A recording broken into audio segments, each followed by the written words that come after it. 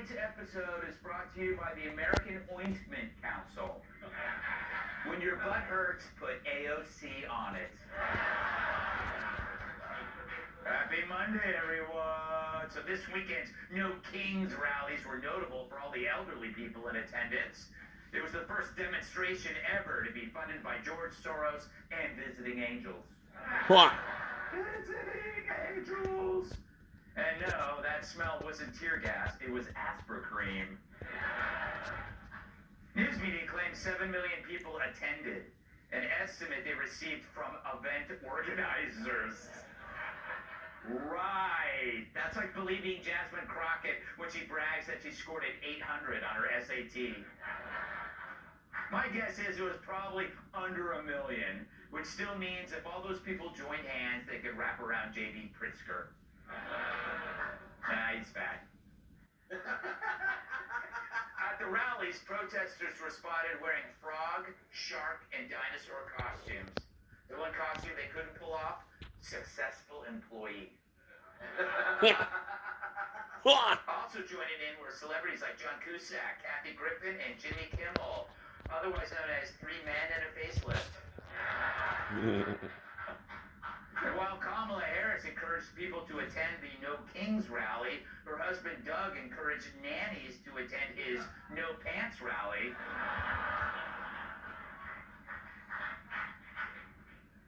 Anyway, former press secretary Karine Jean-Pierre said watching Joe Biden drop out of the presidential race left her feeling angry and sad. She then wrote down my name after I ordered a Frappuccino. At a recent event, Kamala Harris and Hillary Clinton told the crowd they were 4-0 against Trump in debates, proving once again that women are bad at math. And finally, Kim Kardashian admitted last week that she doesn't know what a carton of milk costs. She also admitted she doesn't know what a carton of milk is. Well, okay, let's start this monologue. Saturday was No Kings Day, and it was a raging success because on Sunday there were no kings. But there were no kings on Saturday either. So they rallied against something that didn't exist, kind of like France protesting deodorant. Of course, if you were like me, you casually monitored the thing on social media, the only difference being you had clothes on. Now, I saw a few self-righteous lunatics who think monarchy is a bigger threat than muggers. Griffin, Pelosi, Cusack, and others. Of course, the closest they have ever come to being the victims of a crime is paying for their haircuts. Hell, if I wanted to see aging has-beens, I'd do special report. Love you, Brett. But as most people could see, it was largely white, old, and judging from the haircuts and soft bodies and glasses, academic. What was missing? Blacks. Who knows, maybe they were exhausted for being interviewed by reporters in cities like Chicago and D.C., where they repeatedly told dismayed journalists that Trump's crime crackdown made their lives better. Everything is great. There hasn't been any murders in the last, for 11 days straight. There hasn't been no carjacking. Citizens walking around happy. I came all the way down Pennsylvania Avenue this morning. So peaceful now. I don't smell no weed here. I don't see no homeless people. It feels different. Like usually when I walk through, it's got this darkness, and now it feels more light, upbeat. It definitely feels safe. Thank you, Trump. You can now come and check out the monuments, get something to eat, and not get robbed, carjacked, or killed. Yeah.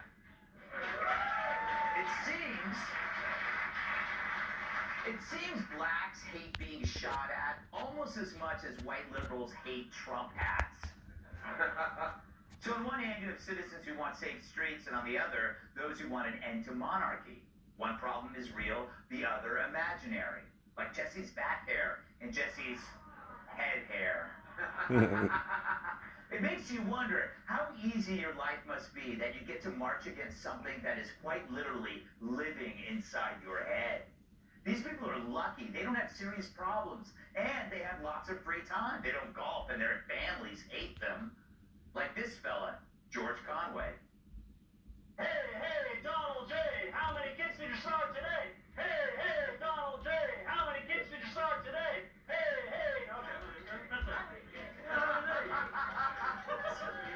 Pathetic. Did someone call an elephant gynecologist? Because I think we found a huge douche. What? Thank you. All you 10-year-olds out there. Of course, Trump had to respond with a meme of him pooping from above.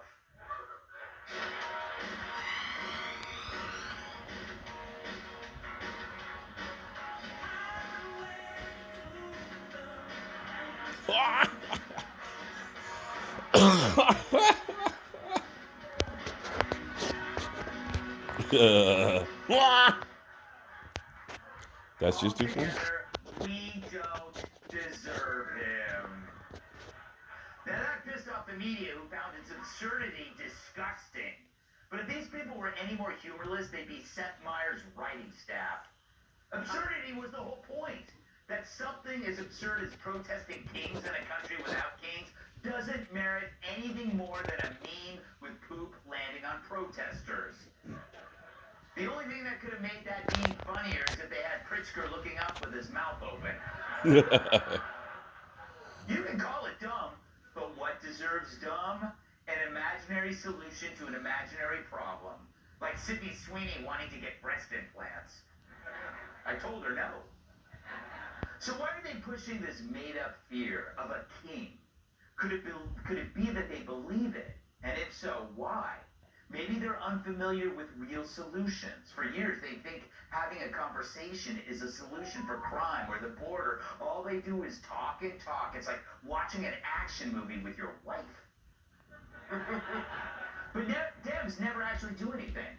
So when Trump comes in and gets stuff done, it comes as a shock. They think it's an autocracy because they aren't used to a president doing the job. You mean you can deport illegals and arrest criminals? Since when?